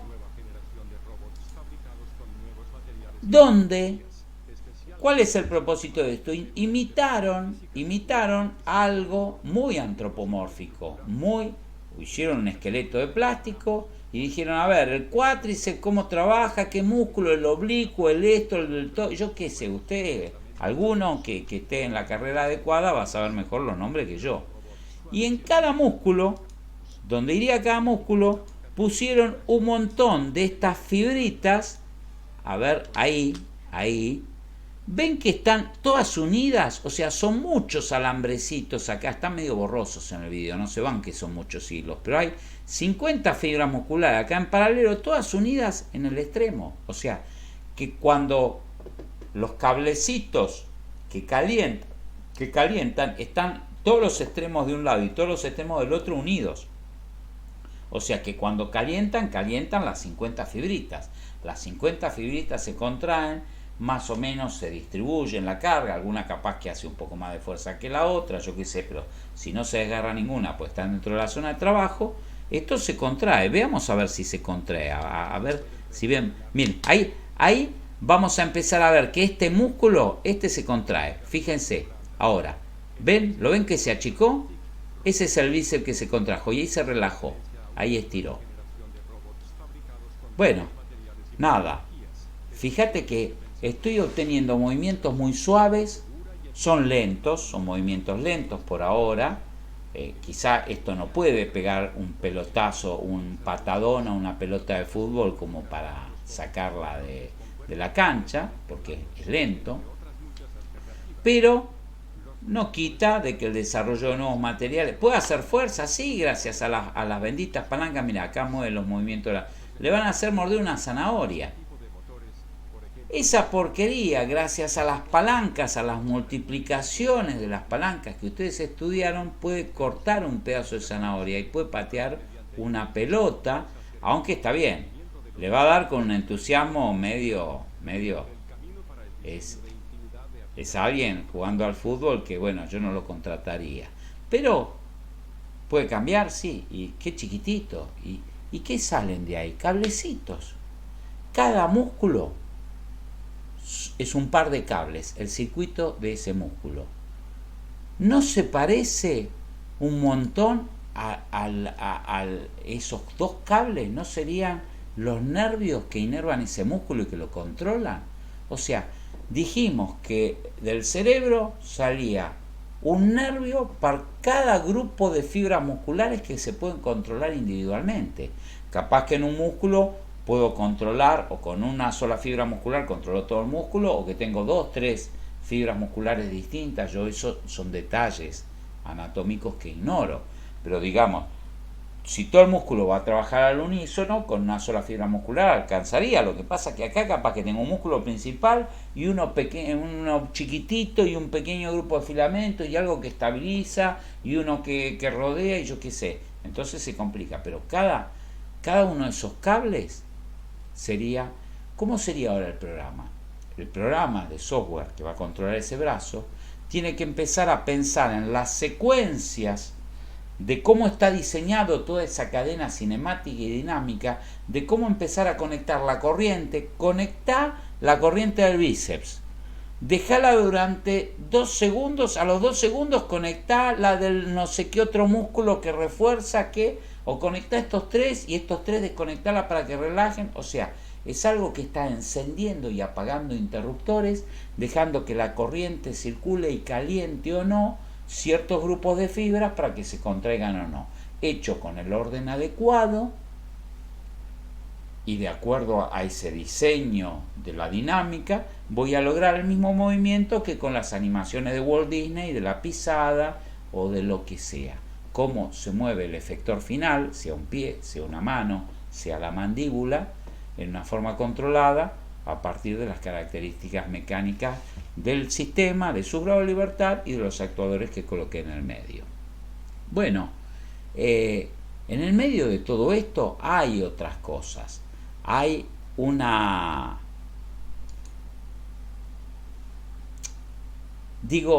se puede complicar esto al infinito de cosas experimentales donde hablamos de que armamos un robot con un montón de articulaciones para poder controlarlas con un actuador. Pero en el tentáculo de un pulpo o en un gusanito, en una lombriz, ¿dónde está la articulación? ¿Dónde tiene la rodilla? Bueno, ya no me acuerdo si esta broma la hice en este curso o en el de recién, ya se me mezcló todo, no me acuerdo qué es qué. Pero bueno, la pregunta del examen final es ¿dónde tiene la rodilla o dónde tiene el codo el pulpo? ¿Dónde está? El que le encuentre el codo al pulpo aprueba y el que no, no. Digo que hay algunos casos en la naturaleza donde las articulaciones no son en un punto, sino que están distribuidas. Eso también se empezó a estudiar en la robótica, en el área esta de la soft robotics, o sea, la robótica blanda. Esa robótica que mueve el músculo, que diseñó este músculo que se mueve, ese que se inflaba, está bien, del bíceps, que se inflaba y que se contraía, también lo vimos que era el que regulaba los deditos estos. Acá estos deditos, ¿son actuadores o son elementos de la cadena cinemática rígidos del robot?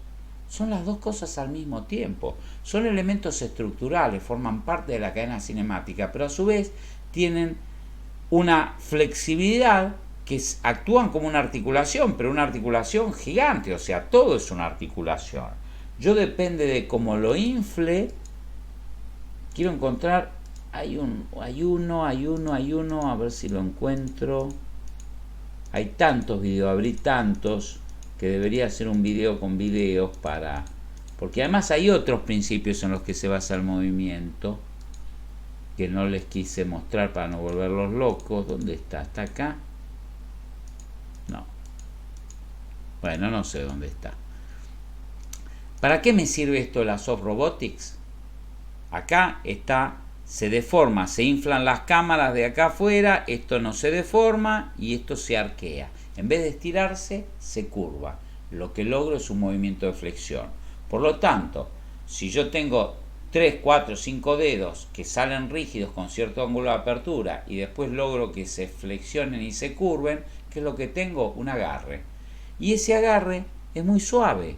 Entonces podría agarrar una criatura viva. Esto podría ser un explorador, como en este caso en el fondo del mar, que está tomando un pececito o un pulpito o algo muy delicadito y no lo rompe. Si esto lo hiciera una mano metálica de Alien, de Terminator, lo agarra y lo hace puré.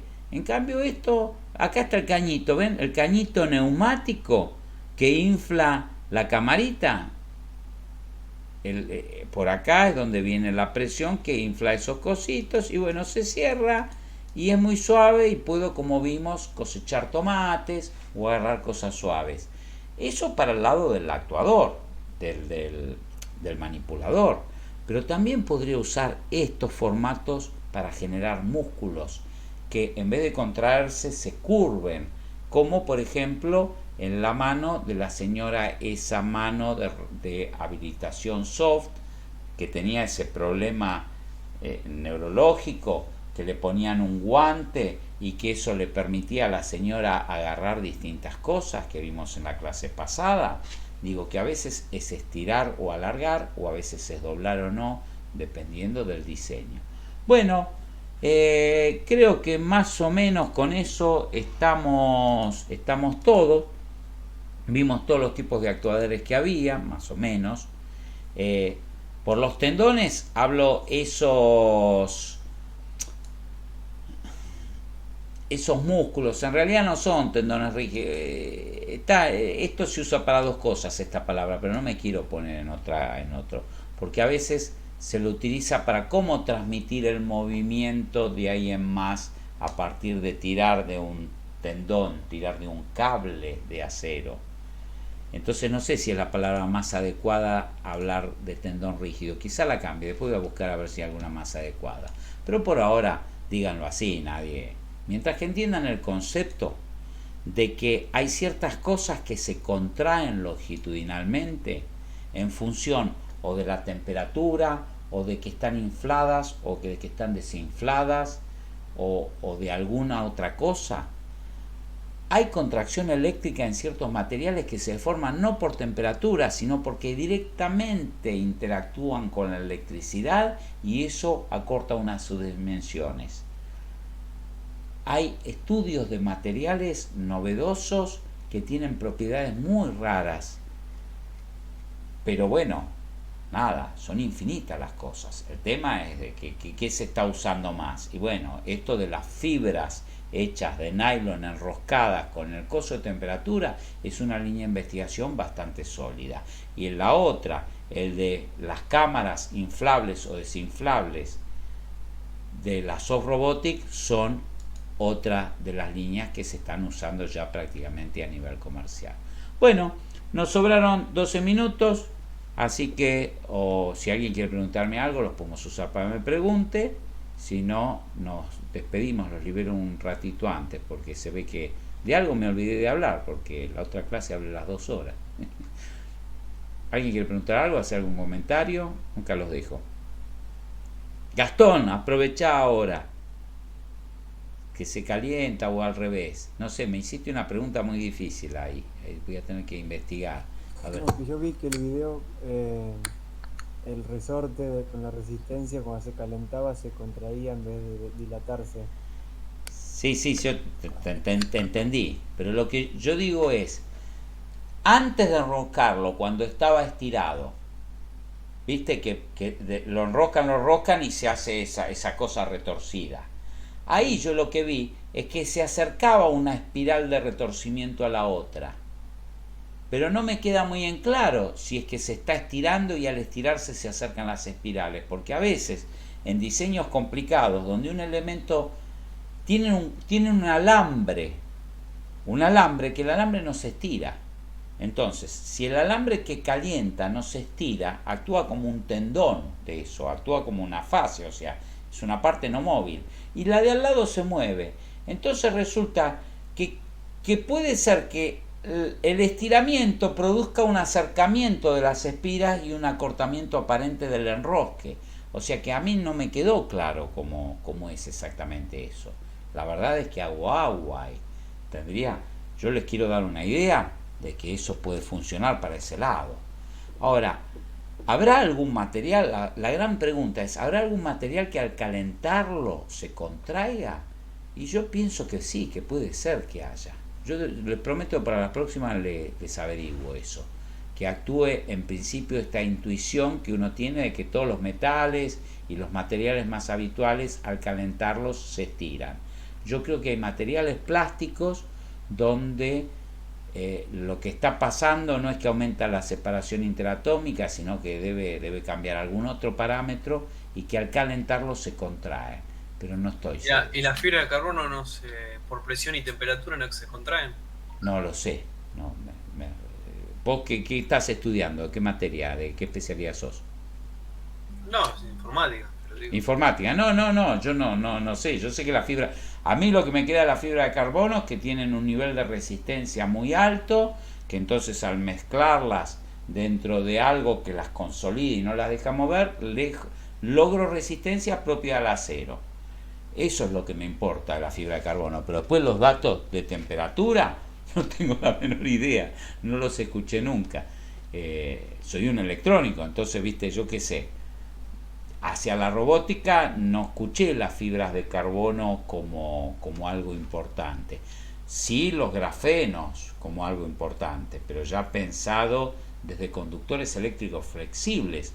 No importa cómo se deformen o no se deformen. Tampoco sé un grafeno mecánicamente. Ninguno de todos los artículos que leí habla de un grafeno cómo se comporta con distinta temperatura, dimensionalmente. Como que no es el objetivo de uso, entonces no le dan bola en general. Bueno, si no hay más ofertas, los despido, los echo. Buena semana para todos. Viene un video, un trabajo práctico 5, con preguntas. Eso iba a preguntar. Sí, eso eran los 7 minutos, los 8 minutos de tiempo. Les publico, si no hoy a la noche no, mañana, les aviso por email como de costumbre, uno de estos de preguntitas y respuestas, muy basado en las diapositivas. Hay 3 diapositivas y 2 videos. Lo de esta clase y lo de la clase pasada, los temas de bioingeniería y los temas estos de actuadores, cortito, y que vence no el miércoles que viene, sino el otro miércoles, 10 días tienen. O sea que lo van a dejar todos para el último minuto, como siempre. Ya los conozco. Todos hacemos lo mismo, pero está mal. Chao, chao, chao, chao, chao, chao, chao, Karina, chao, María, chao, Gastón, Chao, profe. chao, Gabriela. Chao, profe. Bueno, Chao, profe. Buena semana. hasta luego. Buenas para todos.